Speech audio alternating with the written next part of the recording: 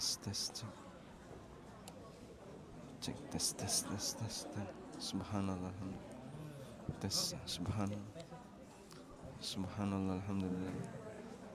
Bismillah. Subhanallah la ilaha.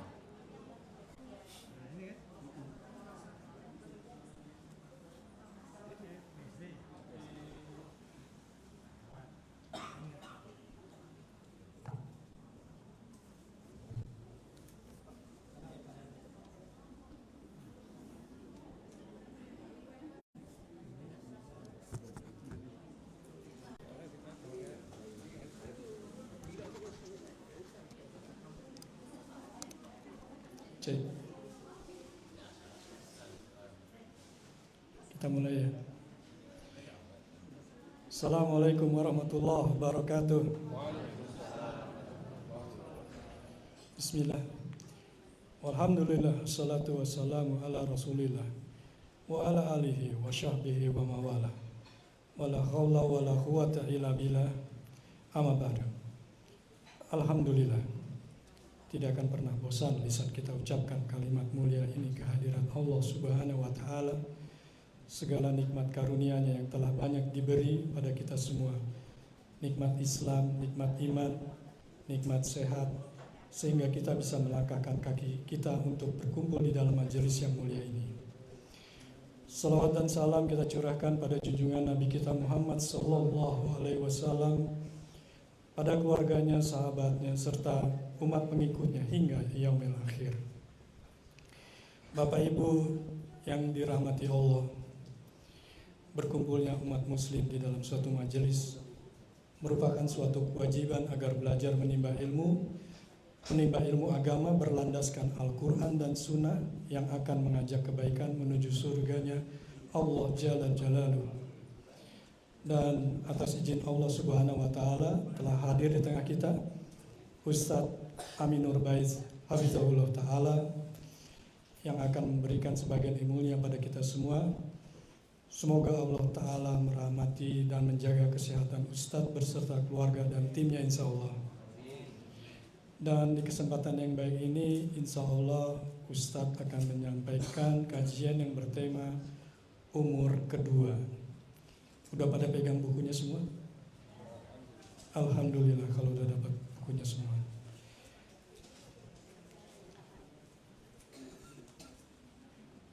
Sebelumnya kami selaku Shahidul Bait mohon maaf yang sebesar-besarnya bila dalam penyambutan ini masih kurang sempurna dikarenakan keterbatasan yang kita miliki. Sebelum kajian dimulai, mari kita samakan niat kita ikhlas karena Allah semata. Berusaha untuk menyimak dan mendengarkan terhadap materi yang akan disampaikan. Juga berusaha untuk mencatat dan mengamalkan kehidupan kita. Dan nanti di penutup kajian, kita lihat waktunya dulu ya. Kalau seandainya ada waktunya mungkin bisa ada tanya jawab. Cuman mungkin gak banyak, yang tentunya yang sesuai tema. Maka tanpa harus menunggu lama, kami persilakan Ustadz Amin Nurbaiz untuk menyampaikan materinya. Tafadhal maskur Ustadz.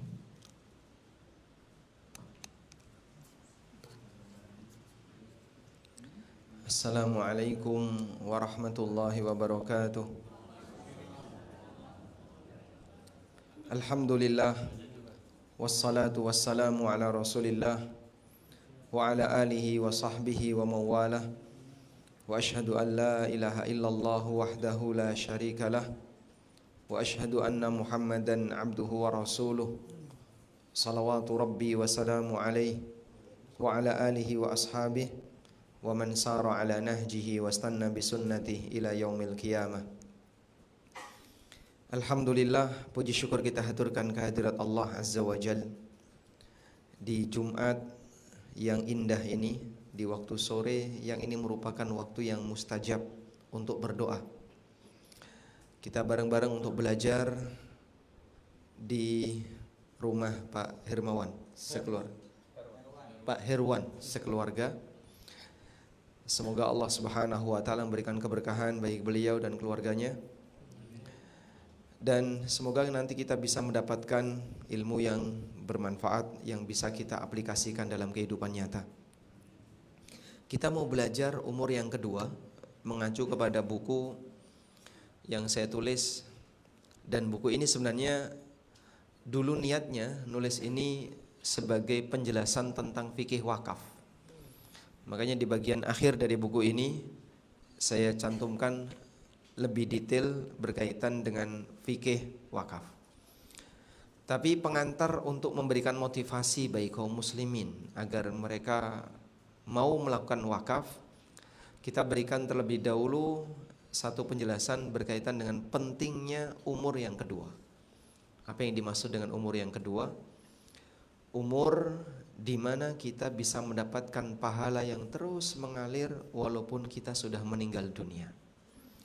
Jadi di saat seorang hamba sudah berada di alam kubur, sudah tidak bisa lagi menambah amal dengan aktivitas gerakan maupun bacaan, tapi pahalanya terus mengalir disebabkan dia punya tabungan amal yang pernah dia perjuangkan sewaktu masih hidup. Dan itulah yang penting untuk kita perjuangkan, sebab umur ini sangat terbatas. Baik, tadi sempat ada yang bertanya, buku segini kalau dibahas cuma 1 jam apa ya selesai? Ya, kalau cuma dibaca saja mungkin 1 jam selesai tanpa penjelasan ya. Cuman insya Allah nanti kita akan ambil salah satu poin dari buku ini, mudah-mudahan bisa menjadi trigger ya bagi Bapak Ibu sekalian untuk mau membaca judul-judul yang lain. Kita awali yang pertama, silahkan Anda buka di halaman 1 ya. Di halaman 1 itu saya sebutkan tentang bagaimana cara Allah mencatat amal para hamba. Allah mencatat amal para hambanya, ternyata tidak hanya amalnya yang dicatat, tapi juga pengaruh dari amal tersebut. Kita ulang ya. Allah tidak hanya mencatat amal seorang hamba, tapi juga dampak dan pengaruh dari amal tersebut. Apa dalilnya? Di bagian bawah itu saya sebutkan firman Allah Ta'ala di surat Yasin. Allah Ta'ala mengatakan, Inna nahnu nuhyil mauta wa naktubu ma qaddamu wa atharahum wa kulla syai'in ahsaynahu fi imamin mubin. Inna nahnu nuhyil mauta. Sesungguhnya kamilah yang menghidupkan makhluk yang sudah mati. Wa naktubu ma qaddamu, dan kami catat apa yang telah mereka kerjakan. Tidak hanya itu, kata Allah, wa atharahum, berikut athar. Berikut athar dari apa yang telah mereka kerjakan. Sehingga yang dicatat oleh Allah sekali lagi ada 2. Yang pertama apa? Amal itu sendiri, dan yang kedua adalah dampak dan pengaruh dari amal. Baik. Sekarang apa makna kata athar di sini? Dalam tafsir Ibnu Katsir, Al-Hafidz Ibnu Katsir menyebutkan ada 2 pendapat ulama tentang makna wa atharahum. Kami mencatat amalan orang yang telah mati dan kami catat asarnya. Apa makna asar di sini? Pendapat yang pertama, kata Al-Hafidz Ibnu Katsir, asar yang dimaksud di sini adalah jejak langkah seseorang ketika dia melakukan aktivitas tertentu. Sehingga kalau dia melakukan amal saleh seperti berangkat ke masjid atau berangkat ke tempat pengajian atau ke tempat-tempat ketaatan yang lainnya, Allah Subhanahu wa taala tidak hanya mencatat amal salat yang kita kerjakan, termasuk langkah kaki kita juga dicatat oleh Allah Subhanahu wa taala sebagai pahala. Berarti sebaliknya, kalau orang melangkah menuju sebagaimana yang diriwayatkan di zaman Nabi, kampung ini namanya kampung Bani Salimah. Konon katanya Bani Salimah ini menempati daerah yang sekarang ada Masjid Qiblatain. Jadi kalau Bapak Ibu ziarah City Tour Madinah, nanti ketika pulang itu pasti akan melewati Masjid Qiblatain.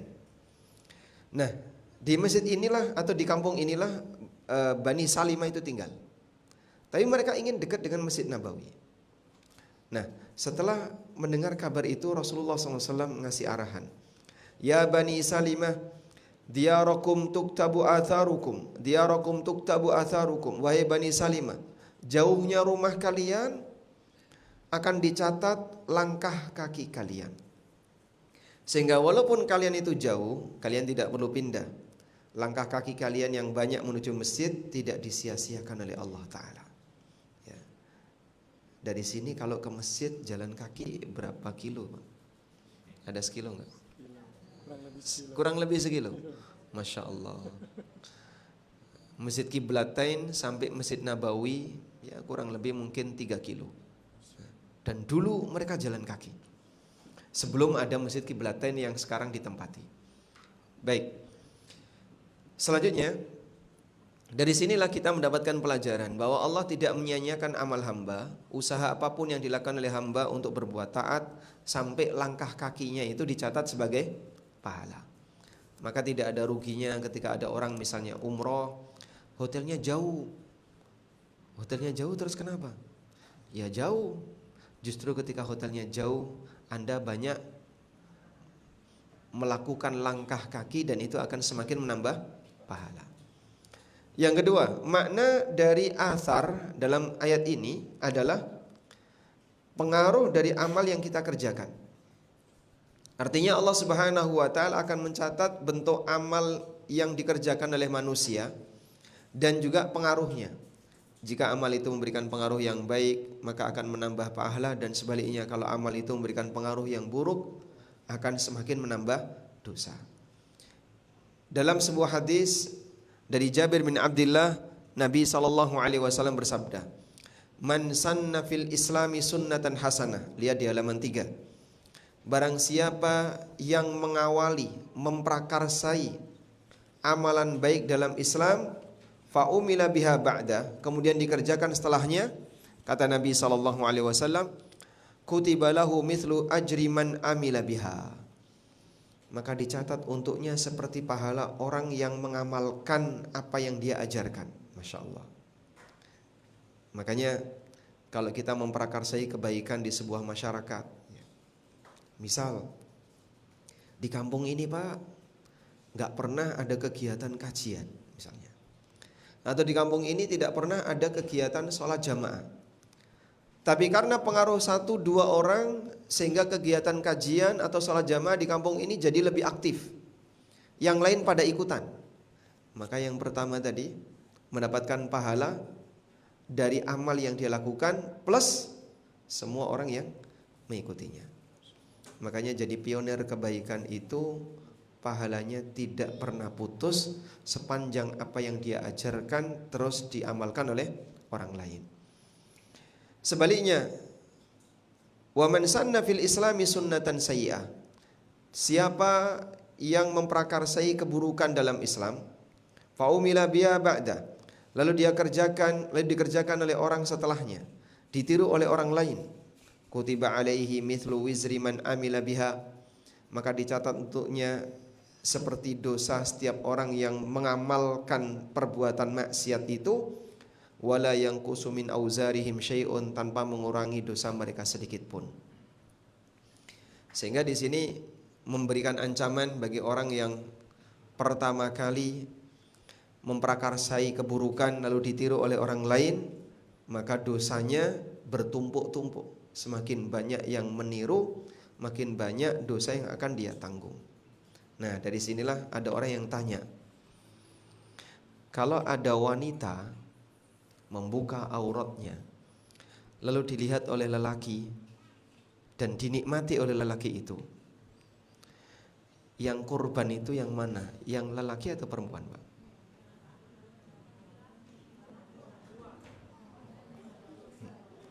Saya ulangi ya. Mungkin Bapak bisa maju dikit, Pak, biar jalannya bisa nyaman. Maju boleh. Selama tidak kena kamera boleh maju. Saya ulang ya. Kalau ada wanita buka aurat, lalu dia dilihat oleh lelaki yang bukan mahram, dipantengin terus dinikmati misalnya, itu yang berstatus sebagai korban, yang laki atau yang perempuan? Ya, yang laki atau yang perempuan, Pak? Yang laki, Pak. Yang laki. Dosanya lebih gede yang mana? Kenapa? Dia penyebab. Sebab dia penyebab. Sehingga wanita buka aurat lalu dilihat oleh lelaki yang lain. Pertama, dia dapat dosa dari pamer aurat. Yang kedua, dia menanggung dosa setiap lelaki yang melihatnya. Walaupun dosa lelaki itu juga dia punya. Lelaki itu berdosa, dan dosanya lelaki itu juga dilimpahkan kepada wanita yang menjadi penyebab tadi. Makanya Nabi SAW ngasih peringatan keras ya, dalam hadis riwayat Muslim tentang bahaya tidak menutup aurat. Beliau pernah bersabda, sinfani min ahlin nar lam arahuma. Ada 2 jenis penduduk neraka yang belum pernah aku lihat. Di zaman Nabi SAW beliau belum pernah melihat penduduk neraka yang semacam ini. Kemudian beliau memberikan rincian. Yang pertama adalah rajulun ma'ahum siyad yadribu bihin nas. Ada orang yang membawa cemeti dan dia gunakan untuk memukul banyak orang. Tafsirnya adalah pemimpin yang zalim. Yang kedua kata Nabi SAW, nisaun kasiyatun ariyatun ma'ilatun mumilatun ru'usuhunna ka'asnimatil bukhtil ma'ilah. Wanita yang berpakaian tapi hakikatnya telanjang, ma'ilatun mumilatun, megal-megal di depan lelaki. Ru'usuhunna ka'asnimatil bukhtil ma'ilah, di kepalanya seperti ada punuk onta. Kenapa? Kondenya besar. Lalu kata Nabi SAW, la yadkhulnal jannah, wanita semacam ini tidak akan masuk surga, wala yajidna rihaha, dan tidak akan mencium bau surga. Wa in kana rihuha liyujadu min masirati kada wa kada, walaupun aroma surga bisa dicium dari jarak jauh, tapi dia enggak dapat. Saking dijauhkannya wanita semacam ini. Sebab dia menjadi penyebab apa? Banyak orang berbuat maksiat. Makanya tolong jaga baik-baik ibu-ibu ya. Jaga juga putri-putrinya, jangan sampai mereka terpengaruh dengan budaya suka pamer aurat, karena aurat itu bukan prestasi yang seharusnya disembunyikan. Selanjutnya, Nabi Muhammad SAW mendapatkan pahala dari seluruh umatnya. Kenapa Pak? Karena beliau yang pertama kali ngajari umatnya untuk beramal saleh. Sehingga kita bisa melakukan amal soleh apapun. Siapa yang pertama kali ngajari? Rasulullah SAW. Maka dengan kondisi ini Nabi Muhammad SAW dinyatakan dalam Al-Quran, beliau memiliki pahala yang tidak pernah putus. Seperti yang Allah tegaskan di surat Al-Qalam ayat yang ketiga, di halaman 6 itu. Allah mengatakan tentang Rasulullah SAW, wa inna laka la ajran ghaira mamnun. Sesungguhnya engkau Muhammad mendapatkan pahala yang ghaira mamnun, yang tidak pernah putus. Kenapa pahala Nabi SAW tidak pernah putus? Di bawahnya itu ada penjelasan. Karena Nabi SAW yang pertama kali mengajarkan amal saleh dan akhlak yang sempurna bagi seluruh umatnya. Sehingga kita tahu bagaimana cara sholat yang benar karena beliau yang ngajari. Kita tahu bagaimana cara membaca Al-Quran karena beliau yang ngajari. Nah, makanya ada pertanyaan, apakah dianjurkan bagi orang yang membaca surat Al-Fatihah untuk menghadiahkan kepada Rasulullah SAW? Mungkin Bapak Ibu sering ya, ada orang yang memimpin ila hadratil Mustafa Al-Fatihah, kita hadiahkan kepada hadratul Mustafa, kehadirat Rasulullah SAW, Al-Fatihah, menghadiahkan Al-Fatihah untuk Nabi SAW. Nah, di buku ini saya tulis, Imaduddin Ibnul Attar, ini salah seorang ulama muridnya Imam An-Nawawi. Bapak kenal Imam Nawawi Pak? Ya, kenal ya. Imam An-Nawawi pernah dengar kan nama itu? Pernah, baik. Apa nama kitab yang terkenal? Tulisan An-Nawawi. Riyadhus Shalihin. Hampir semua masjid ada kitab Riyadhus Shalihin. Baik. Nah, di antara muridnya namanya Imaduddin Ibnul Attar. Ibnul Attar ini pernah ditanya, hal tajuzu qiraatul Quran wa ihda'us thawab ilaihi sallallahu alaihi wasallam? Wahal fihi atharun. Bolehkah membaca Quran kemudian menghadiahkan pahalanya untuk Rasulullah sallallahu alaihi wasallam, dan apakah ada dalilnya? Anda lihat baca keterangan dari Ibnu Atthar.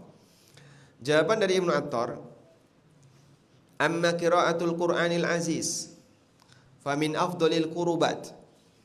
Membaca Al-Qur'an termasuk di antara amal saleh. Wa amma ihda'uhu lin nabi sallallahu alaihi wasallam falam yunqal fihi atharun mimman yu'taddu bihi. Tidak pernah ada nukilan yang sahih dari orang-orang masa silam yang pendapatnya bisa dianggap. Jadi kata Ibnu Atthar, kami nggak pernah dapat dalil tentang itu. Abu Bakar tidak pernah melakukannya, Umar juga tidak pernah melakukannya, para sahabat yang lain tidak pernah melakukannya, Imam Syafi'i juga tidak pernah melakukannya. Ya, mungkin itu budaya yang baru muncul belakangan di tengah kaum muslimin. Lalu kata beliau, ma'anna thawabat tilawati hasilun lahu bi asli syar'ihi sallallahu alaihi wasallam. Lain daripada itu, semua pahala membaca Al-Quran yang dilakukan oleh umat Nabi sallallahu alaihi wasallam otomatis beliau dapat. Wa jami'u a'mali ummatihi fi mizanihi, karena semua amal umat beliau itu ada di timbangan Rasulullah sallallahu alaihi wasallam. Kenapa? Karena beliau yang pertama kali ngajari. Sehingga karena beliau yang pertama kali ngajari beramal saleh, maka semua amal saleh umat Islam Rasulullah SAW dapat pahalanya. Nah, ada orang yang membuat ilustrasi seperti ini. Pak, tampungan amal Nabi SAW itu kan seperti tandon, Pak. Jadi kalau kita menghadiahkan amal soleh untuk Rasulullah SAW, maka tandon itu akan penuh. Kalau penuh, luber. Ketika luber, akan mengenai kita yang berada di bawahnya. Sehingga hakikatnya saat kita menghadiahkan amal soleh atau pahala untuk Nabi SAW, itu sebenarnya kita kena luberan dari tandon pahala beliau sallallahu alaihi wasallam. Nah, kita jawab nih, yang ngajari ilustrasi seperti itu siapa? Tolong jelaskan dari kitab mana, ada di buku apa. Kami tidak pernah menjumpai. Cuman itu ma'ruf ya. Dan kita jelaskan seperti ini. Kalau tandon tampungan pahala Nabi SAW itu luber, berarti ada pahala beliau yang hilang. Dan dalam Al-Quran Allah banyak menegaskan bahwa pahala manusia itu yang dijaga oleh Allah tidak akan hilang. Dalam Al-Quran itu banyak sekali kalimat yang mengatakan innallaha la yudhi'u ajral muhsinin, innallaha la yudhi'u ajral mu'minin. Allah tidak akan menyia-nyiakan pahala orang yang telah berbuat baik. Allah tidak akan menyia-nyiakan pahala orang yang beriman. Sehingga kalau ilustrasinya, saat tandon itu diisi kemudian luber, berarti ada pahala Nabi SAW yang hilang. Dan ini keliru.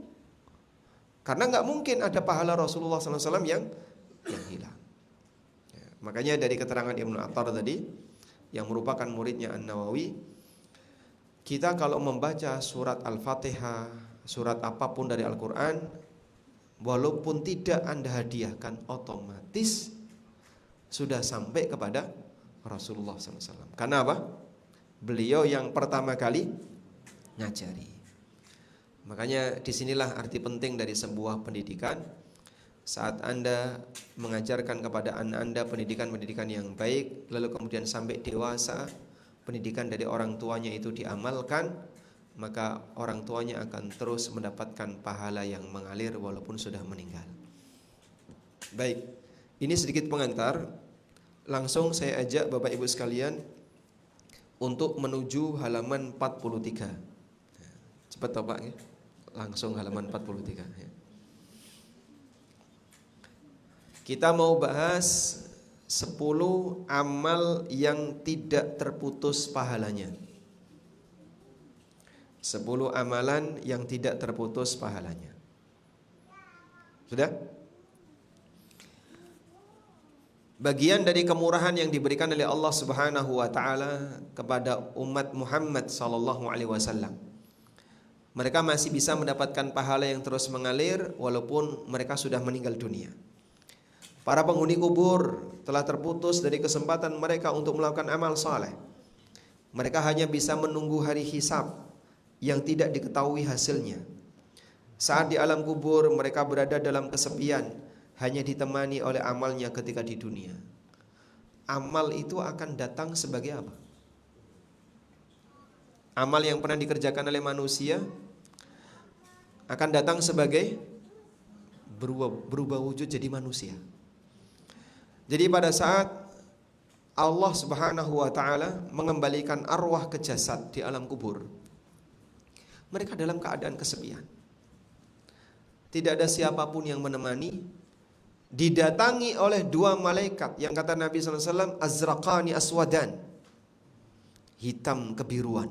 Kayak apa itu Pak? Itulah malaikat Munkar Nakir.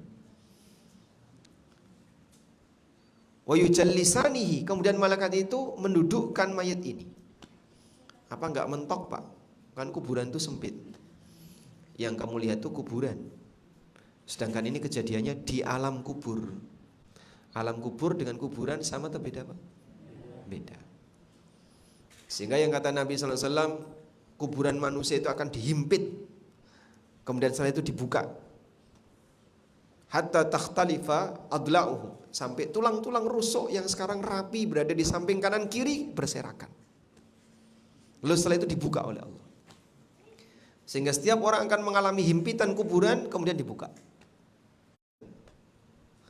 Sampai orang ini kaget. Fawajhuka yaji'u bil khair. Wajahmu kok wajah bagus sekali, wajah yang mendatangkan kebaikan. Man anta, kamu ini siapa? Kemudian sosok yang berwajah indah ini mengatakan, ana amalukas saleh. Aku adalah amal salehmu. Sehingga kalau Bapak Ibu sekalian menjaga amal saleh terus dijaga dengan istiqomah, itu sama dengan memperindah teman yang nanti akan mendampingi kita saat di kuburan. Sebaliknya akan datang orang dengan wajah yang buruk. Lalu penghuni kubur ini mengatakan, man anta? Fawajhuka yaji'u bisu. Kamu ini siapa? Kau wajahmu wajah yang mendatangkan keburukan. Lalu kemudian dia mengatakan, ana amaluka sayyi. Aku adalah amal burukmu. Maka kalau manusia dominan amalnya amal buruk, nanti yang akan menemani dia adalah sesuatu yang tidak dia sukai. Baik. Disitulah makna bahwasanya setiap orang akan ditemani oleh amalnya.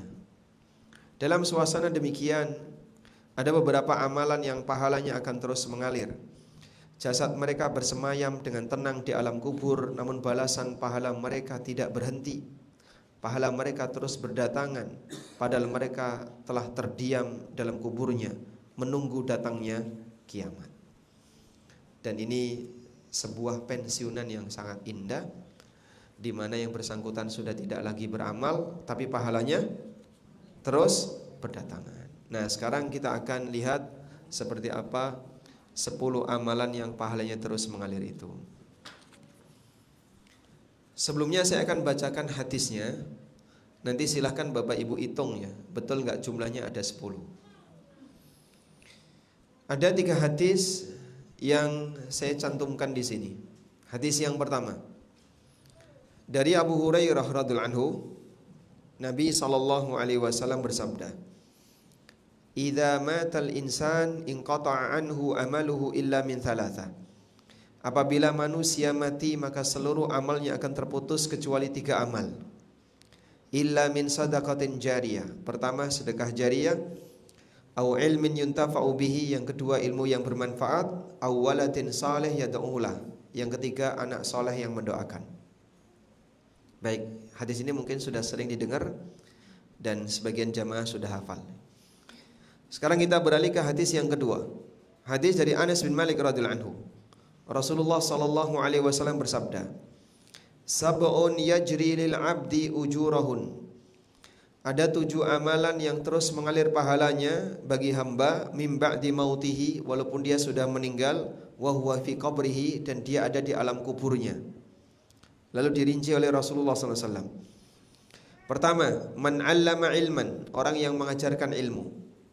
Yang kedua, au ajra nahran, orang yang membuat parit atau sungai. Ketiga, hafara bi'ran, menggali sumur. Keempat, gharasa nakhlan, menanam pohon kurma. Kelima, bana masjidan, bangun masjid. Keenam, waratha mushafan, wakaf mushaf.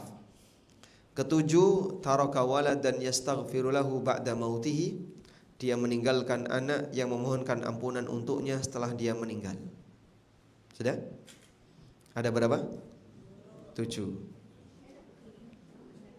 Sama yang tadi 3 kan berarti 10 Pak. Tapi kan berimpit ya. Ada yang 3 yang sama ya. Sudah?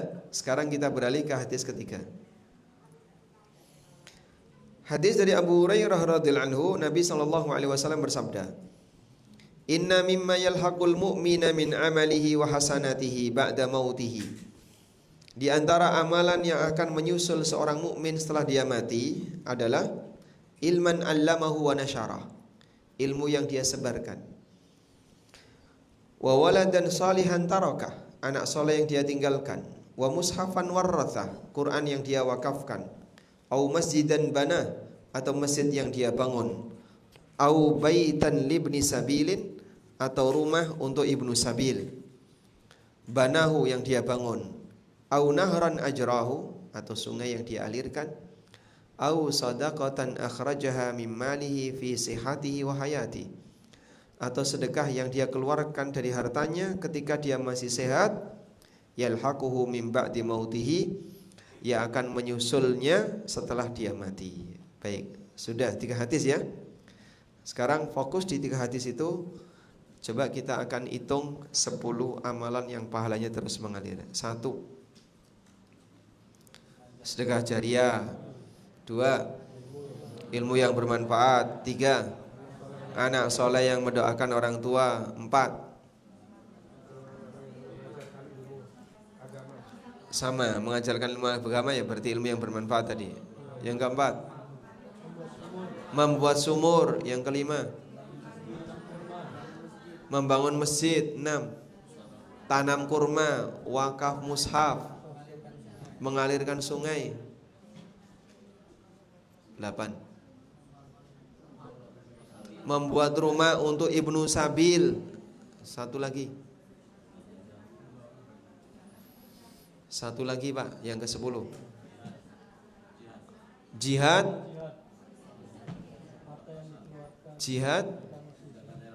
menjaga daerah perbatasan. Kan tadi nggak ada di 3 hadis. Oh, Bapak sudah melampaui batas. Beliau sudah baca bagian akhir ya. Jadi yang ke-10, berjaga di daerah perbatasan. 10 amalan yang pahalanya terus mengalir. Baik. Ada satu kaidah. Yang kaidah ini pernah diajarkan oleh salah satu guru saya. Waktu itu beliau sudah usia 70-an, sudah sepuh sekali. Dan saya masih ingat, saya masih SMP ketika itu. Beliau ngajar di masjid. Beliau menyampaikan kalimat seperti ini. Nek ra iso kabeh, ojo ditinggal kabeh. Kalau kamu nggak bisa semuanya, jangan tinggalkan semuanya. Itu ada kaidah bahasa Arabnya, ma la yudraku kullu la yutraku jullu. Yang tidak bisa dilakukan semuanya, jangan tinggalkan yang bisa kamu jangkau. Jadi dari 10 ini Pak, jangan sampai kita nggak punya semuanya. Minimal punya 1 atau 2. Ketika Anda punya banyak, walhamdulillah, mudah-mudahan keran yang untuk bisa mengalirkan pahala pasca kita meninggal jumlahnya banyak. Karena kita tidak tahu berapa lama masa penantian kita ketika mati sampai kiamat. Maka berusahalah untuk bisa memiliki amal yang pahalanya terus mengalir di saat kita sudah mati, tapi keran yang mengalirkan pahala itu jumlahnya banyak. Kalau kita bandingkan diri kita dengan para ulama masa silam, mungkin tidak ada apa-apanya ya. Imam Asy-Syafi'i rahimahullah, usia beliau ketika wafat itu berapa? Berapa usia Imam Syafi'i ketika wafat? 54 tahun. Beliau lahir tahun 150 Hijriah dan wafat tahun 204 Hijriah. Usia Imam Syafi'i hanya 54 tahun. Tapi karyanya Imam Syafi'i sampai sekarang masih dipakai. Berarti berapa lama umur karya Imam Syafi'i? Kalau dihitung dari waktu wafatnya beliau, berarti umur karya Imam Syafi'i sekarang tahun berapa Pak Hijriah Pak? 1447.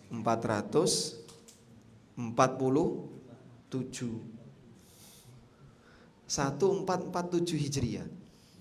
Kalau dihitung dari tahun wafatnya Imam Syafi'i, maka umur karya Imam Syafi'i sudah lebih dari 1200 tahun. Sehingga ada manusia yang umurnya cuma 54 tahun, tapi amalnya, karya amalnya dimanfaatkan oleh manusia lebih dari 1200 tahun. Sahih Bukhari, pernah lihat kitabnya enggak Pak? Belum pernah lihat ya. Tapi kalau Anda baca hadis Rawahul Bukhari kan sering ya. Itu artinya karya Imam Bukhari dipakai. Usia berapa Imam Bukhari ketika meninggal? Usianya 62 tahun. Beliau wafat pada tahun 256 Hijriah. Kalau kita hitung dari 256 Hijriah, berarti usia Sahih Bukhari sudah lebih dari 1150 tahun. Belum lagi para ulama yang lain. Karena kalau ada manusia yang umur amalnya lebih panjang daripada usia hidupnya, itulah harapan dia bisa mendapatkan pahala yang terus mengalir. Nah, jangan sampai kita ini jadi orang begitu kita mati sudah tidak ada amal yang berkelanjutan. Berjuanglah untuk bisa memiliki amal yang sustainable, yang dia terus berkelanjutan walaupun orangnya sudah meninggal. Sekarang kita akan rincikan 10 amalan yang pahalanya terus mengalir tadi ya. Yang pertama, kita awali dari ilmu yang bermanfaat. Mengajarkan ilmu yang bermanfaat, terutama ilmu agama, ini nilainya sangat besar. Karena itu akan dipraktekkan dalam kehidupan nyata untuk beribadah kepada Allah, berbuat taat kepada Allah. Makanya amalannya para ulama itu besar. Sehingga manusia-manusia berprestasi yang namanya terus melambung di permukaan sejarah kaum muslimin adalah nama siapa? Ulama. Saya mau tanya Pak, di zaman Imam Asy-Syafi'i hidup, raja ketika itu terkenal nggak Pak? Raja yang hidup di zaman Imam Syafi'i terkenal nggak Pak? Oh terkenal, sebagaimana presiden juga terkenal. Imam Syafi'i sebagai ulama namanya terkenal. Raja yang berkuasa ketika itu juga namanya terkenal. Sekarang Bapak tahu nggak siapa nama raja yang berkuasa di zaman Imam Syafi'i? Ya? Siapa nama raja yang berkuasa di zaman Imam Syafi'i? Dulu raja ini mereka yang membangun peradaban kota. Mereka yang membangun jalan, mereka yang membangun aneka gedung-gedung. Mereka membangun peradaban kota. Tapi begitu sejarah itu berakhir, mereka sudah tidak ada di muka bumi, namanya dihilangkan. Dan nama tokoh siapapun yang Anda kenal, itu rata-rata adalah mereka yang mempet dengan agama. Siapa yang dia berusaha untuk memperjuangkan agama, maka Allah Subhanahu wa taala akan abadikan sejarahnya. Baik. Disinilah arti penting dari ilmu yang bermanfaat. Dengan melihat nilai penting dari ilmu, kita bisa melihat betapa mulianya kedudukan para ulama yang memberi nasihat kepada umat. Para dai yang ikhlas memberikan pencerahan bagi umat. Hingga Imam Ahmad pernah memuji peran ulama di masyarakat, seperti orang yang menghidupkan masyarakat yang telah mati hatinya karena menjadi korban iblis. Sebab iblis berusaha untuk menggeret manusia menuju neraka, sementara para guru agama berusaha untuk menarik mereka agar selamat dari neraka dan menuju surga. Baik, ini yang pertama. Pak, kalau saya disuruh menyampaikan ilmu yang bermanfaat, kayaknya nggak bisa. Ya, memang tidak semua orang punya peran itu. Tapi kalau misalnya Bapak di grup WA ada ratusan orang di sana, terus Anda taruh satu link video, kemudian ditonton oleh tetangga-tetangga yang lain, lalu dari situ mereka mendapatkan ilmu yang bermanfaat, kemudian diamalkan, insya Allah yang nge-share ini turut dapat pahala. Sehingga jangan dianggap remeh, sekecil apapun amalan tidak ada yang disia-siakan. Terkadang begini Pak, si A nge-share video bagus di grup WA di kampung ini misalnya, di perumahan ini. Di sini ada grup WA Pak ya? Satu komplek ada. Sudah, kok ini nggak ada yang nonton? Kasih like lah, kasih like. Anda cuma ngasih like, video ini bagus, kasih like. Walaupun like-nya cuma pakai tangan kiri, itu kan. Tangan kiri atau kanan tuh? Kiri ya. Walaupun gambarnya like-nya pakai tangan kiri, tapi dengan pengaruh like yang kita berikan, terus ada orang tertarik untuk nonton. Dari situ dia mendapatkan ilmu yang bermanfaat. Dukungan moral ini tidak disia-siakan. Allah Subhanahu wa taala mencatatnya sebagai amalan. Faman ya'mal mithqala dzarratin khairan yarah wa may ya'mal mithqala dzarratin syarran yarah. Siapa yang beramal walaupun seberat dzarrah berupa kebaikan, dia akan melihatnya. Dan siapa yang beramal berupa keburukan walaupun seberat dzarrah, dia akan melihatnya. Maka jangan pernah meremehkan amal soleh sekecil apapun. Bersemangatlah untuk melakukannya. Walaupun mungkin kita menganggap cuman kayak gini. Jangan cuman kayak gini. Ini semuanya akan kau bawa sampai kiamat. Baik. Sekarang kita beralih kepada amal yang kedua. Mengalirkan sungai yang mati. Kalau konteks zaman sekarang mungkin agak berat ya. Untuk bisa mengalirkan sungai kan berarti itu pemerintah Pak. Kalau kita sebagai masyarakat apa bisa? Ya, mungkin yang bisa kita samakan dengan amal ini adalah pipanisasi. Sekarang banyak sekali relawan-relawan yang melakukan program pipanisasi. Menarik pipa cukup panjang dari satu titik air, titik mata air sampai ke daerah-daerah yang susah mata air. Sepanjang itu bisa memberikan manfaat bagi masyarakat, walaupun yang ikut program ini sudah meninggal, pahalanya akan terus mengalir. Baik. Kebaikan apapun yang bisa kita berikan kepada orang lain, jangan merasa segan untuk melakukannya. Saya pernah ketemu orang ya. Beliau itu waktu itu masjidnya hanya khusus bagi laki-laki karena sempit. Ini ibu-ibu sendirian di luar, sendirian ngapain? Bu kok di sini ini kan tidak boleh untuk ibu-ibu karena khusus laki-laki. Beliau cuma nata sandal, karena sandalnya waktu itu nggak beraturan. Beliau tata jadi rapi. Bagi pandangan orang itu kecil. Nata sandal itu bayarannya berapa kira-kira? Kalau dirupiahkan, kecil di mata manusia, tapi dengan niat yang besar akan menjadi amal besar di sisi Allah. Berikutnya membuat sumur. Membuat sumur sehingga orang lain bisa mendapatkan air minum. Termasuk amal yang pahalanya terus mengalir. Karena memberi minum orang lain termasuk amal yang mulia. Di sini saya sebutkan sebuah hadis tentang kisah orang yang dia pezina. Dalam kurung ya, pelacur ya. Tapi karena ngasih minum anjing dosanya diampuni. Coba kita lihat di sini. Dari Abu Hurairah radhiyallahu anhu, Nabi SAW bersabda, "Baina rajulun fi tariqin ishtadda bi alaihi al-atash." Ada orang yang melewati sebuah jalan dalam keadaan sangat kehausan. Fa wajada bi'ran. Kemudian dia menjumpai sebuah sumur. Fa nazala fiha fashariba. Dia turun ke sumur itu dan dia minum airnya. Thumma kharaja, kemudian dia keluar. Fa idza kalbun yalhath ya'kulu thara minal atash. Tiba-tiba di luar sumur ada seekor kambing yang menjilati tanah karena saking kehausannya. Orang ini pun berpikir, anjing ini mengalami kehausan seperti tadi yang aku alami. Fanazalal bi'ra, akhirnya orang ini pun turun ke dalam sumur. Famala'a khuffahu ma'an. Dengan apa dia memberikan air ke anjing tadi? Pakai sepatunya. Sepatunya dipenuhi dengan air, kemudian dia naik. Kira-kira gimana caranya, Pak? Sepatunya digigit. Sepatunya digigit. Karena dia naik butuh 2 tangan.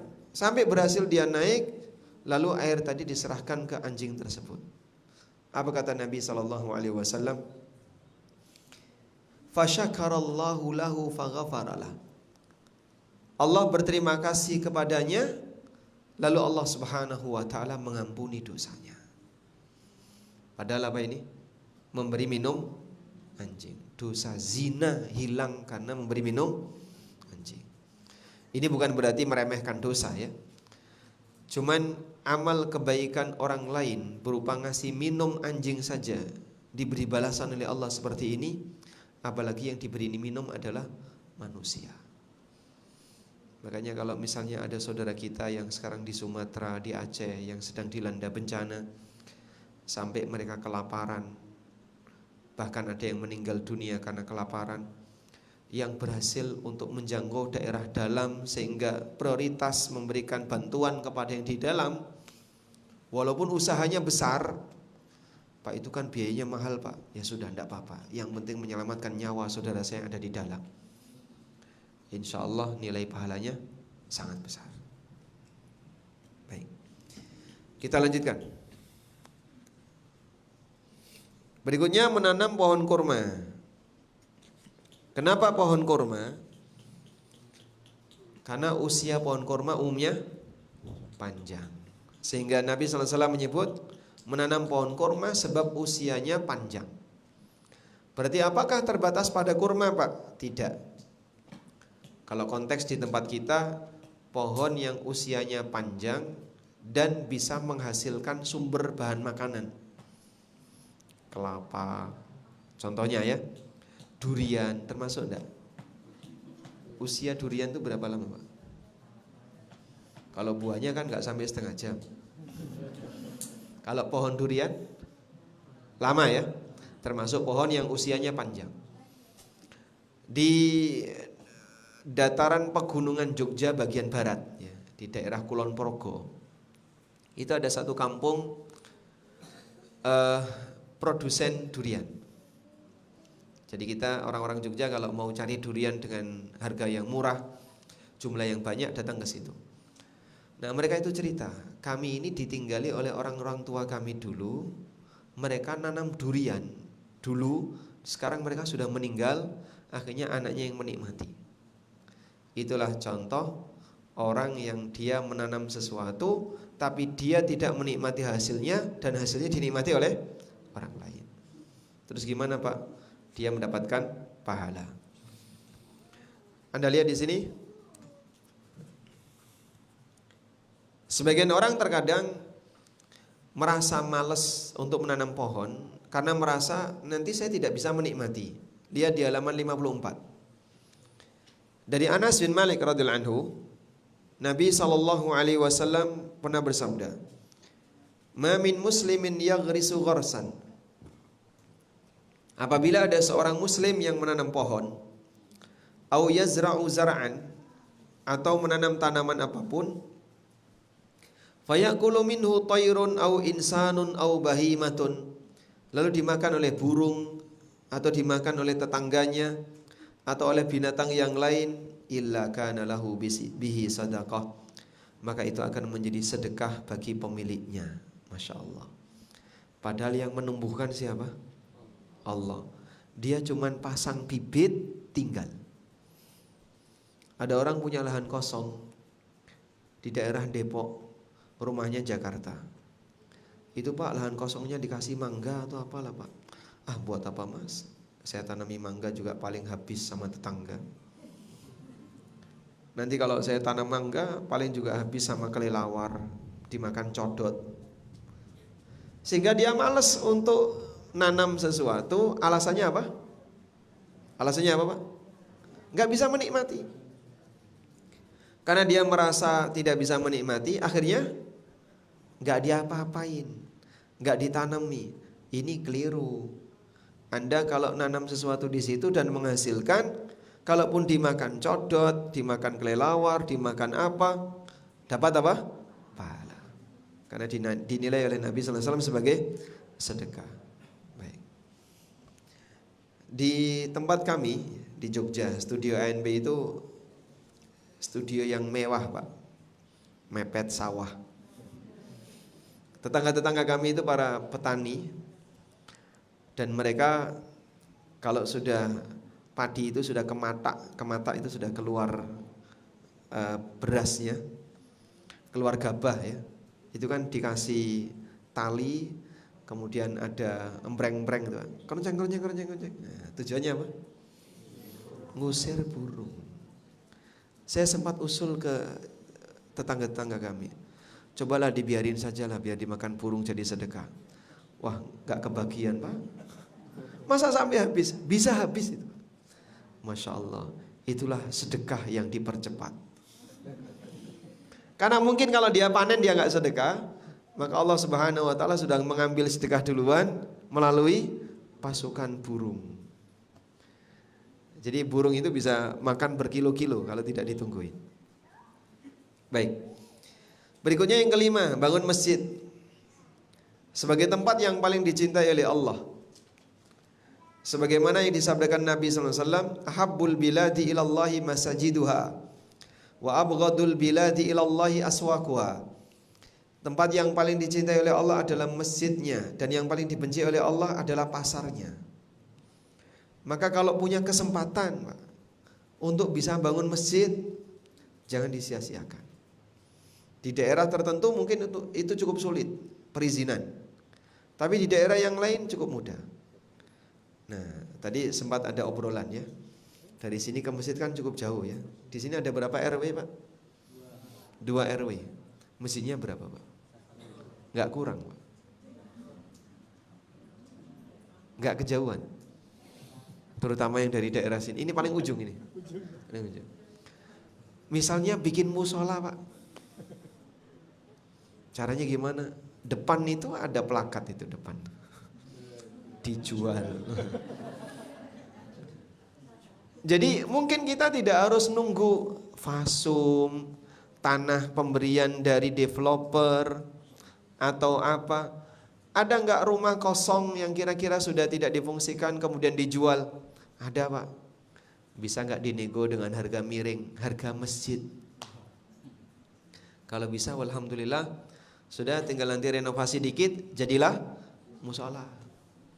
Nah, kalau bisa seperti itu, nanti untuk sholat 5 waktu, ibu-ibu tidak terlalu jauh. Bapak-bapak kalau Jumatan baru ke Masjid Jami, ke Masjid Al-Kautsar. Tapi kalau sholat 5 waktu bisa di musola terdekat.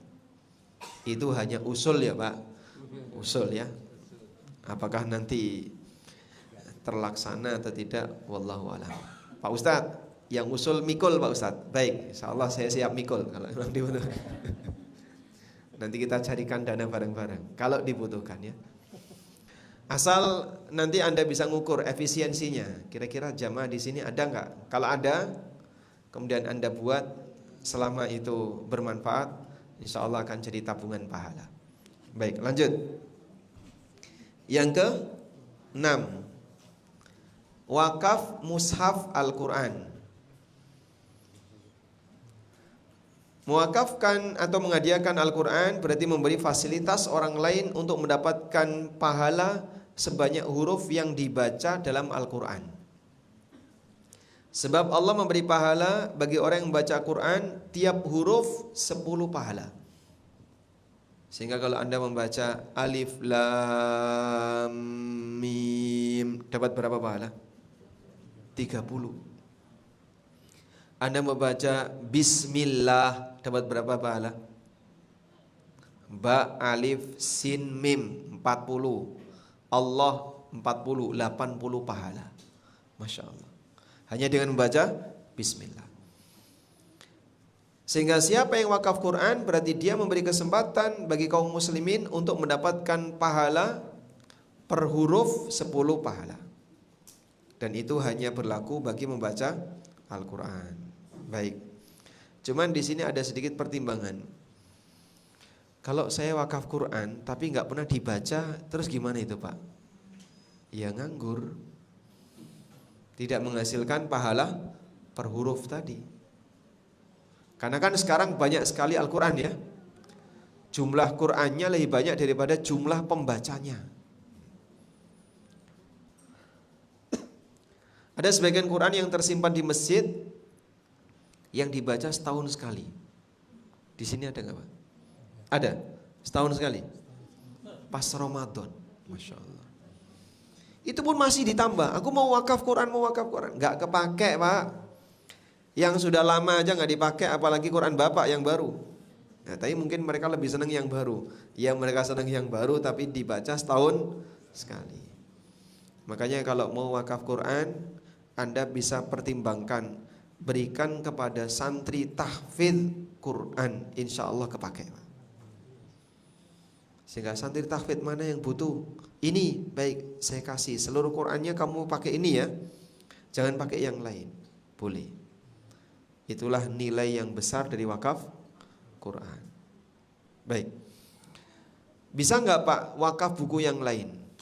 Kalau sekiranya wakaf Quran ternyata tidak efisien, sebab banyak kemudian orang yang wakaf Quran tapi tidak dibaca. Sangat mungkin. Beberapa mahasiswa UIM, Universitas Islam Madinah, mahasiswa Lipia, Jakarta, atau mahasiswa yang ada di Riyadh, di Mekah dan seterusnya, mereka kesulitan untuk mendapatkan buku referensi tertentu karena harganya mahal. Saya sempat itu dapat titipan, kira-kira mahasiswa itu butuh buku apa. Saya kasih tahu, buku ini dibutuhkan Pak. Berapa harganya? Sekian. Dia langsung beli banyak, dikasihkan ke mahasiswa. Kebaca itu Pak. Dan kalau itu dibaca, mungkin mereka akan ajarkan. Bapak memang tidak mengajarkan, tapi Bapak menyediakan fasilitas. Sehingga kongsi dalam pahala. Makanya tidak harus bentuknya kita sendiri yang mengajar, tapi kita bisa menyediakan fasilitas orang lain untuk belajar. Saya punya buku judulnya Pengantar Ilmu Waris. Ada sebagian di antara jamaah yang beli dalam jumlah banyak, terus dikirim ke STDI Imam Syafi'i di Jember. Murid-muridnya Ustaz Syafiq gitu ya. Karena di sana ada jurusan namanya jurusan Ahwal Syahsiyah. Nah, Ahwal Syahsiyah ini salah satu yang dibahas adalah masalah waris. Ya, alhamdulillah kalau kemudian masih dijadikan sebagai bahan baca dan referensi bagi mahasiswa, sehingga buku ini bisa jadi bahan bagi mereka untuk belajar. Ya. Bahasa lainnya di sini, kalau memang wakaf mushaf itu sudah tidak memungkinkan, ya sebaiknya jangan ditambah untuk sementara ya. Dan selanjutnya Anda bisa ganti dengan apa? Dengan buku yang lain yang punya nilai manfaat dan dibaca oleh masyarakat. Selanjutnya yang ketujuh, anak soleh. Ini penting ini ya. Anak soleh, kekayaan yang tidak bisa dinilai dengan materi. Ketika orang tua mendidik anaknya, maka dia akan mendapatkan pahala dari amal soleh yang dilakukan oleh anak. Karena setiap orang yang mengajarkan kebaikan kepada orang lain, dia akan mendapatkan pahala selama orang itu mengamalkan ilmunya. Baik. Dan anak kita, kalau bisa kita punya peran untuk mendidiknya, agar saat dia beramal soleh, kita turut mendapatkan pahalanya. Pertanyaannya, ketika ada anak beramal soleh, apakah orang tua, apakah bapaknya otomatis dapat pahalanya? Saya ulangi ya, fokus ya. Masih mulai ngantuk ini. Jika anak melakukan ibadah seperti sholat, puasa, apakah bapaknya otomatis dapat pahala dari pahala anaknya?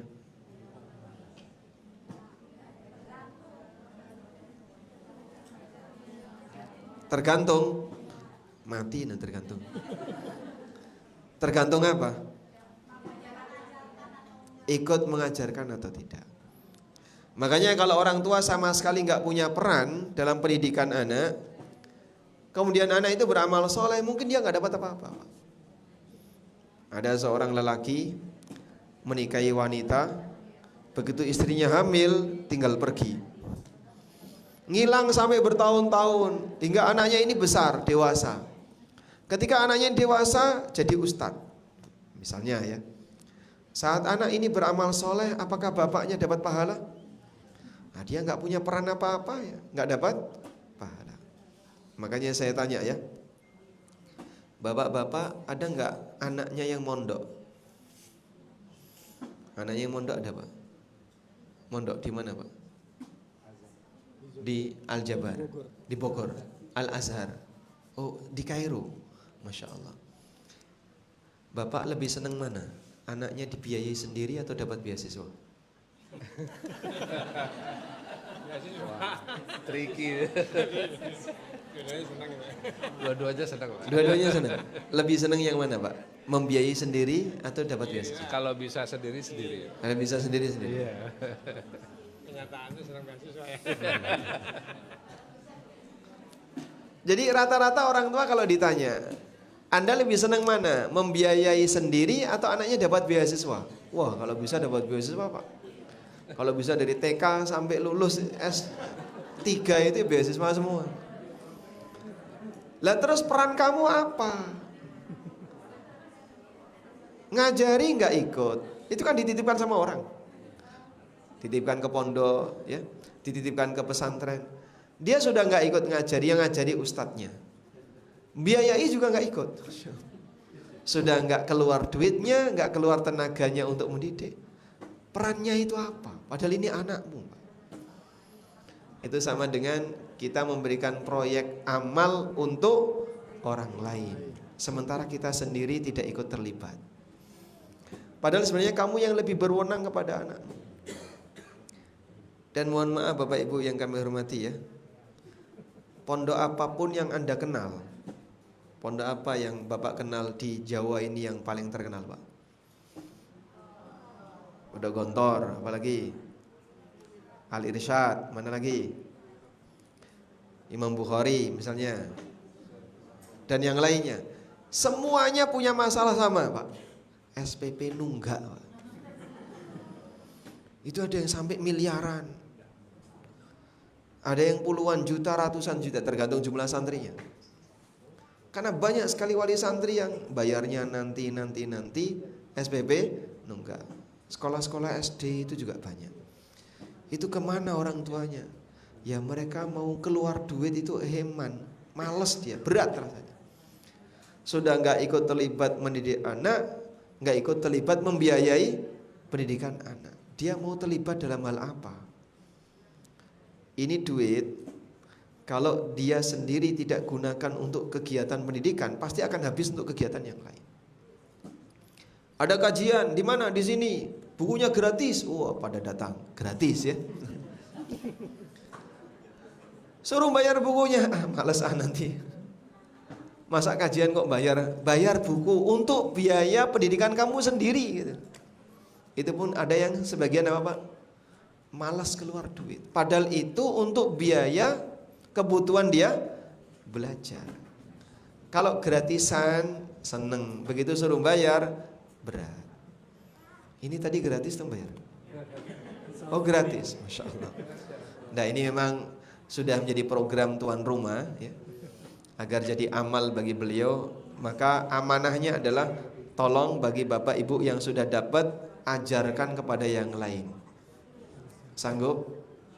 Amanahnya mengajarkan buku ini ke yang lain, sanggup? Insya Allah ya.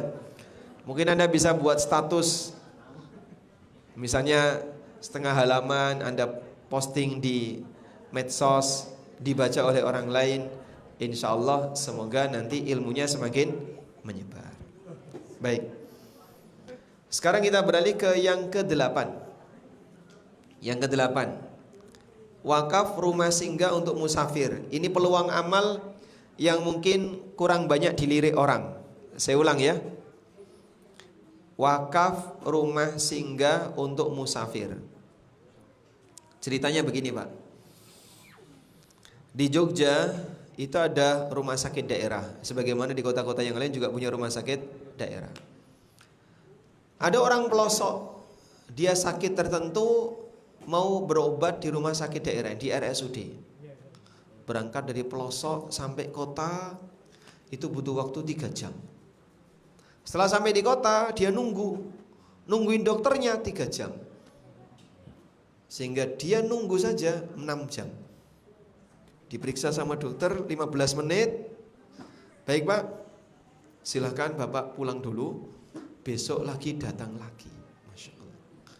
6 jam cuman dapat waktu 15 menit. Besok suruh datang lagi. Apa enggak ada solusi untuk orang seperti ini? Dan itu rata-rata orang yang tidak mampu. Mereka yang mungkin berangkat pakai kendaraan tua, yang sering mogok di jalan, dengan bekal misalnya cuman 200-300 ribu.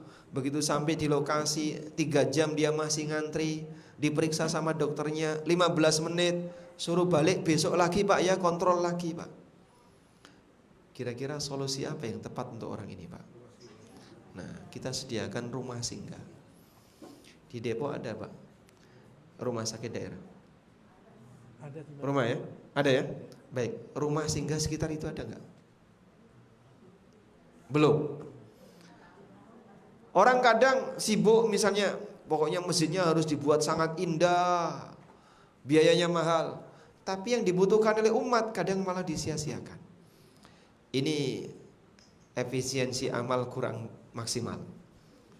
Kalau dia bisa bikin misalnya, ayo kita akuisisi ini ya, ini ada sebuah gedung yang gak jauh dari RSUD, kita beli, kita buat seperti apartemen yang sederhana saja. Sudah, kita beri kesempatan bagi siapapun pasien yang ada di RSUD butuh penginapan, silahkan di sini gratis. Insya Allah jadi amal soleh yang terus mengalir. Dan itu yang disabdakan Nabi SAW, rumah singgah au baitin libni sabilin banahu, atau rumah yang dia bangun untuk ibnu sabil. Baik. Selanjutnya yang ke-9. Yang ke-9 adalah sedekah jariyah. Dan makna sedekah jariyah adalah wakaf. Al-Khatib Asy-Syarbini mengatakan was-sadaqatul jariyatu mahmulatun indal ulama 'alal waqfi. Kama qalahu Ar-Rafi'i, fa inna ghairahu minas sadaqat laysat jariyatan. Sedekah jariyah itu dipahami sebagai wakaf menurut para ulama sebagaimana keterangan Ar-Rafi'i. Karena sedekah yang lainnya bukan jariyah. Apa sih yang dimaksud dengan sedekah jariyah itu? Sedekah untuk objek yang punya nilai ketahanan sehingga tidak habis pakai. Maka semua bentuk menderma dalam bentuk objek yang dia tahan lama bisa disebut sedekah jariyah. Contohnya tanah, bangunan, fasilitas-fasilitas. Bapak misalnya, saya sedekah AC di masjid, itu masuk sedekah jariyah. Karpet, sedekah jariyah. Sedangkan yang tidak punya nilai ketahanan seperti makanan, itu bukan sedekah jariyah. Jajanan, air, dan seterusnya, itu bukan sedekah jariyah. Kalau perusahaan air minum bisa sedekah jariyah. Tapi kalau airnya bukan sedekah jariyah, ya memang termasuk amal soleh. Namun kalau yang punya nilai ketahanan itu adalah sedekah yang bisa disebut sedekah jariyah. Jariyah itu artinya yang terus mengalir. Jara yajri tajri min tahtihal anhar. Surga yang mengalir sungai-sungai di bawahnya. Yang terakhir, jihad dan menjaga daerah perbatasan. Selain beberapa amalan di atas, ada amalan yang lain yang pahalanya tetap mengalir ketika pelakunya sudah meninggal. Itulah amal jihad di jalan Allah, menghadang musuh dan melindungi kaum muslimin agar mereka tidak diganggu oleh musuhnya. Dalam hadis dari Salman Al-Farisi radhiyallahu anhu, Nabi SAW pernah bersabda, ribatu yaumin wa lailah, berjaga sehari semalam khairun min siyami syahrin, lebih baik daripada puasa selama sebulan, wa qiyamihi, dan tahajud sebulan. Wa in mata jara alaihi amaluh, kalau dia mati amalnya terus mengalir. Sehingga Allah Subhanahu wa taala jadikan orang seperti ini pahalanya tidak putus karena dia berjasa bagi masyarakat. Walhamdulillah, mungkin itu yang jadi pengantar untuk kesempatan kali ini. Insya Allah nanti bisa kita kembangkan dengan tambahan diskusi di akhir sesi. Apa yang tadi saya sampaikan sekali lagi hanya pemicu, trigger ya. Semoga kalaupun kita tidak bisa memiliki 10 amalan yang pahalanya mengalir, minimal salah satu. Nek raiso kabeh aja ditinggal kabeh. Kalau nggak bisa semuanya, jangan tinggalkan semuanya. Wallahu a'lam. Baik. Demikian, wassallallahu ala nabiyyina Muhammadin wa ala alihi wa sahbihi wasallam. Masya Allah, jazakallahu khair atas ilmu yang disampaikan oleh Ustaz. Masih ada waktu untuk soal tanya jawab. Mungkin kita bagi dua ya, 2 ahwat, 2 ikhwan. Kita mulai dulu yang ahwat. Ada yang mau bertanya? Silakan diambil itu mic-nya. Kalau bisa yang satu apa? Satu tema ya. Sebentar tuh.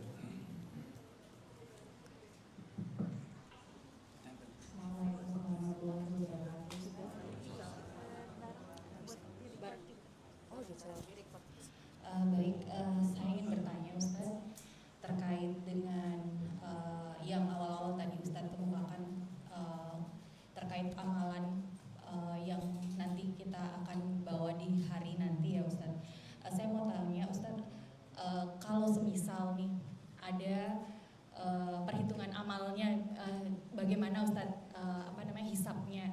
Ketika misalnya ada seorang yang hampir tidak pernah berbuat amal baik, lalu dia juga bukan orang muslim, tapi di penghujung ajalnya Ustadz dia memutuskan untuk masuk Islam di penghujung ajal, benar-benar, karena ada beberapa kasus seperti itu.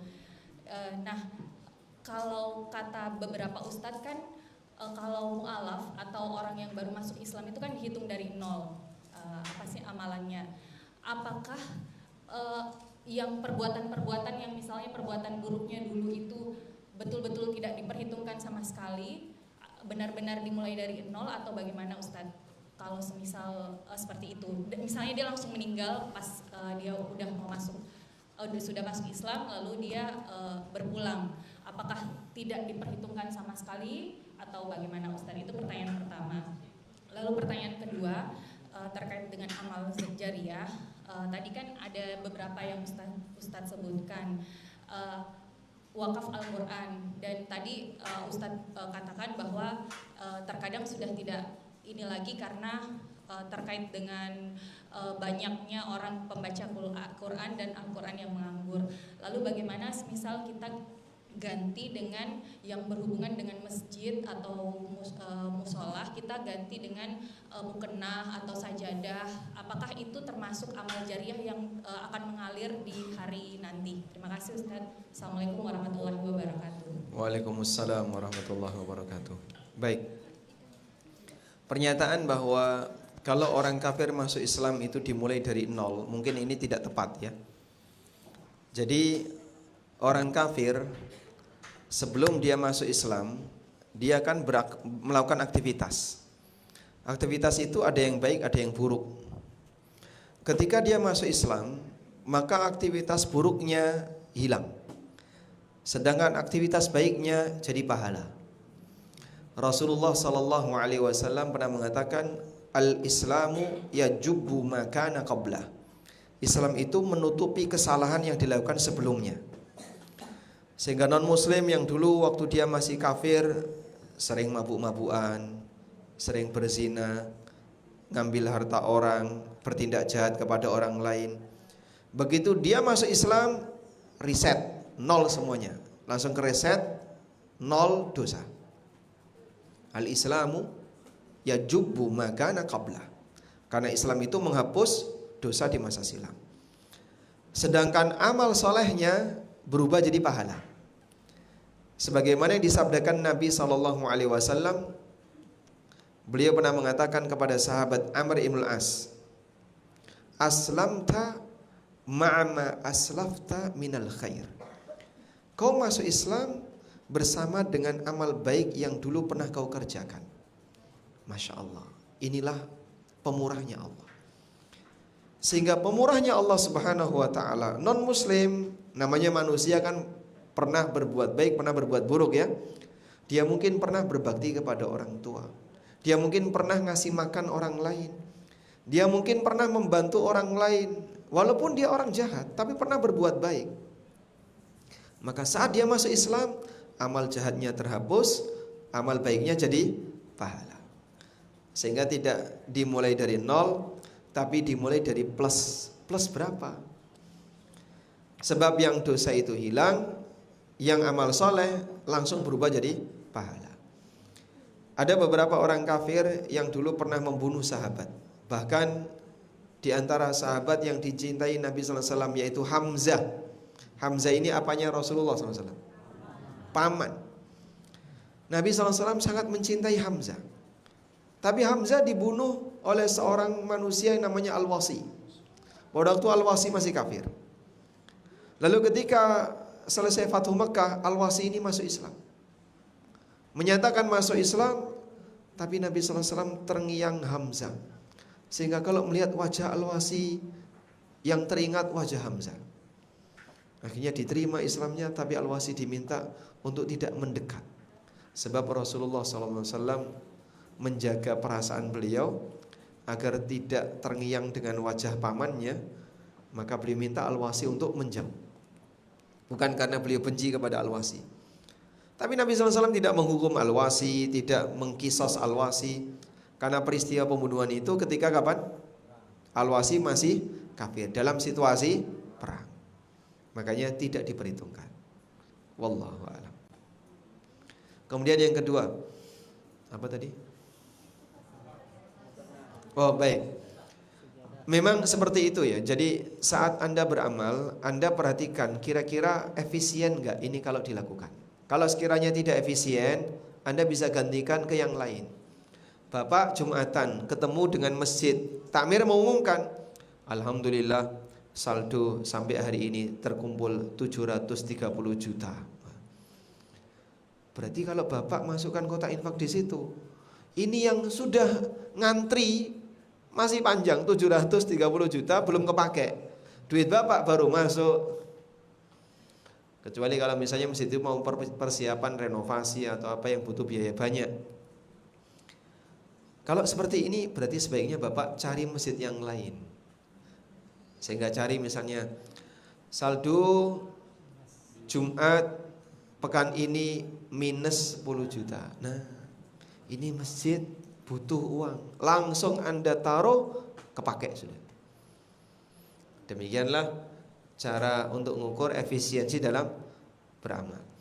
Sehingga kalau Anda merasa saya kalau wakaf Quran di sini kayaknya nggak bakalan kepake, Anda gantikan dengan wakaf mukna atau sarung atau apalagi parfum atau yang lain yang itu lebih kepake. Insya Allah ini lebih bernilai pahala. Wallahu a'lam. Atas penjelasan Ustaz. Satu lagi Ahwan itu di belakang kayaknya itu Bu Prita itu. Karena waktu kita tinggal sebentar lagi. Assalamualaikum warahmatullahi wabarakatuh. Waalaikumsalam warahmatullahi Pak wabarakatuh. Ustadz izin bertanya, ada 2 pertanyaan. Yang pertama mengenai yang saya dengar tadi kan tentang memberi makan atau minuman untuk anjing ya. Nah sekarang ini di komplek kita sangat banyak kucing berkeliaran. Bagi kami pecinta kucing sering memberi makan kucing-kucing liar. Tapi konsekuensinya adalah ada mungkin tetangga yang tidak suka karena bau kotorannya. Kita kan tidak bisa mengajarkan kucing untuk ya kamu kalau buang kotoran di sini gitu. Dia bisa kemana-mana kan. Dan jadi antara ingin beramal, tapi ada juga dosa membuat tetangga kita jengkel. Itu sebaiknya bagaimana? Itu yang pertama. Yang kedua mengenai sekolah nih, Ustadz. Sekarang ini sekolah-sekolah Islam terutama seringnya swasta ya, terutama yang bagus ya. Kita tuh harus DP dulu lah. Padahal kita tuh pengennya di sekolah utama yang mungkin lebih belakangan untuk keterima di sekolah itu. Akhirnya ada uang yang harus kita relakan diambil, yang tidak ada pengembalian lah dari sekolah yang pertama. Itu dalam Islam hukumnya seperti apa? Kedua, kita ini bisa nggak sih? Kan awalnya memang mau sekolah di situ ya, Ustadz.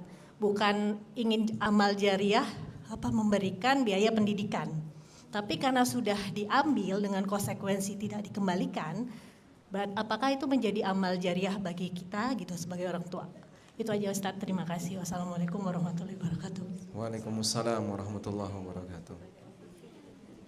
Ya, mungkin masalah yang tadi Ibu tanyakan mirip seperti yang ada di tempat kami ya.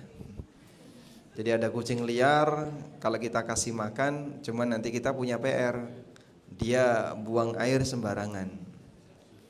Nah, cuman solusi yang saya gunakan begini, saat ngasih makan jangan di depan rumah. Kita ngasih makan agak di tempat jauh. Misalnya ada tanah kosong yang di situ ada banyak gundukan-gundukan tanah. Nah, kita ngasih makannya di situ. Nanti dia nungguinnya di situ. Sehingga buang airnya juga di situ. Kemudian kita yang datang ke situ. Ternyata dengan cara demikian kita tetap bisa ngasih makan kucing. Namun dia ketika buang air bukan di sekitar rumah warga, tapi di tempat yang ya tidak banyak bersentuhan dengan masyarakat. Jadi tidak terlalu mengganggu. Itu saja sebagai solusi ya. Sehingga kalau bisa dilanjutkan untuk seperti ini silahkan. Semoga jadi amal soleh. Dan tadi di buku saya sebutkan ya, Rasulullah SAW kan ditanya oleh sahabat. Coba Bapak lihat di halaman, ngasih minum anjing tadi mana? Nah, di halaman 51. Sahabat bertanya, qalu ya Rasulullah wa innalana fil bahaimi la ajra. Ya Rasulullah, apakah kita mendapatkan pahala ketika berbuat baik kepada binatang? Faqala, lalu beliau ngasih kaidah, fi kulli dzati kabidin radbatin ajrun. Setiap berbuat baik kepada makhluk hidup ada pahalanya. Berbuat baik kepada makhluk hidup ada pahalanya. Jadi berbuat baik kepada anjing sekalipun ada nilai pahalanya. Baik. Oleh karena itu, kalau Anda masih bisa memberi makan kucing, silahkan dilanjut. Tapi tadi ya, silahkan cari di tempat yang kira-kira dia nanti kalau buang air tidak terlalu ganggu tetangga kita. Selanjutnya yang kedua, kalau mau daftar sekolah DP dulu. Kalau nggak jadi hangus. Jika yang dimaksud DP dulu di sini adalah kita sudah daftar, tapi ada niat untuk mundur, berarti sebenarnya sekolah ini minta kita DP karena antriannya yang lain masih banyak. Saat Anda sudah daftar, ini akan memangkas urutan yang antri. Karena kan sekolah ini pasti kuotanya terbatas. Misalnya kuota pendaftaran hanya menerima 50 per angkatan. Yang daftar 100. Nah, karena kita ikut daftar, maka memutus kesempatan 50 sisanya. Salah satu dari 50 sisanya. Sehingga sekolah ini menerapkan DP dulu sebagai tanda keseriusan. Sehingga yang seperti ini insya Allah dari sisi akad jasa boleh. Dari sisi akad jasa boleh. Bolehnya kenapa Pak? Karena dalam akad jasa itu boleh bayar DP dulu. Kalau nanti sekiranya dibatalkan, maka DP itu hangus. Sama seperti misalnya Anda mau daftar umroh, DP dulu. Umrohnya kapan? Masih 6 bulan lagi. 3 bulan Anda batalkan, kan itu ada klausul tertentu ya. 3 bulan pembatalan DP hangus, 2 bulan pembatalan 100% hangus misalnya. Anda batalkan 3 bulan, maka pihak travel menghanguskan DP. Karena dia sudah persiapan, kami sudah sediakan ini, ternyata nggak jadi. Misalnya ya, apakah ini seperti ini diperbolehkan? Boleh. Makanya untuk akad jasa pertimbangkan baik-baik, jangan sampai salah pilih. Sehingga pelajari dulu, sudah. Kalau sudah oke, fix, silakan baru daftar. Karena nanti pembayaran berhak untuk dibuat hangus oleh penyedia jasa jika ternyata kita membatalkan. Wallahu a'lam. Jazakallah khair atas penjelasannya, Pak Muhammad. Selanjutnya Iwan Pak Hendra yang mau coba nanya, silakan Pak Hendra. Silakan Bapak. Ini bukan curhat kan Pak? Bukan, Pak. Assalamualaikum warahmatullahi wabarakatuh. Waalaikumsalam warahmatullahi wabarakatuh. Izin bertanya Ustaz. Jadi tadi kan terkait amal yang sifatnya jariah. Nah, yang ingin kami tanyakan itu kalau maksiat nih Ustaz. Nah, di buku ini juga kan ada tulis maksiat yang berkelanjutan gitu ya Ustaz. Ini dosanya gitu. Nah, contohnya tadi misalnya tadi dikatakan kan ada yang pamer aurat. Nah, pamer aurat waktu dia masih kafir. Nah, tapi kemudian dia bertaubat, masuk Islam. Nah, tapi kan kemaksiatan jejak maksiatnya yang lalu gimana tuh Ustaz? Kan berpengaruh kepada penontonnya atau apanya gitu. Nah, itu seperti apa jariahnya gitu. Itu yang pertama. Kemudian yang kedua, kalau kita pada saat kecil gitu, kita kan kadang-kadang nakal juga ya Ustaz. Mangga orang gitu atau makan lupa bayar misalnya gitu. Itu gimana tuh, kita mau minta maaf atau kepada yang itu udah nggak ada orangnya atau kita nggak tahu gitu, hilang kontak. Hilang kontak itu gimana Ustaz? Baik, itu aja, makasih Ustaz. baik, ini penting ini ya, insyaallah penting. Bangun dulu. Yang tidur bangun ya. Saya jawab yang kedua dulu ya. Pernah nggak Anda misalnya dulu waktu SMA naik angkot nggak bayar? Nggak bayar, datang ke supir minta kembalian. Masya Allah. Udah nggak bayar minta kembalian. Sampai kita dewasa itu belum diselesaikan. Gimana itu Pak? Nanti akan ditagih di akhirat. Loh kok bisa Pak? Lah iya, yang namanya hak orang lain tidak akan pernah hilang dengan amal soleh yang kita kerjakan. Terus saat ditagih di akhirat, kita akan bayar pakai amal. Itu pun kalau amal kita diterima. Makanya waspada dengan yang namanya kedzaliman ya. Mendolimi harta orang lain itu tidak akan pernah Allah lupakan. Walaupun bisa jadi pelakunya aman ketika di dunia, tapi tidak ada jaminan aman di akhirat. Allah menegaskan dalam Al-Quran, wala tahsabannallaha ghafilan amma ya'maludz zalimun. Jangan sampai kalian merasa bahasanya Allah akan melupakan perbuatan yang dilakukan oleh orang zalim. Memang ketika di dunia dia dilupakan. Tidak ada yang menangkap dia. Ada orang yang kebal hukum, untouchable people, gak bisa disentuh sama hukum. Apakah dia selesai urusan? Tidak Pak. Akan ada kelanjutan di akhirat. Jangan pernah merasa aman, sebab hidup tidak sekali. Ada kehidupan yang kedua, di mana Allah Subhanahu wa taala akan menghisap semua hambanya dan Dia Zat yang Maha menyaksikan. Lalu berkaitan dengan dosa jariah.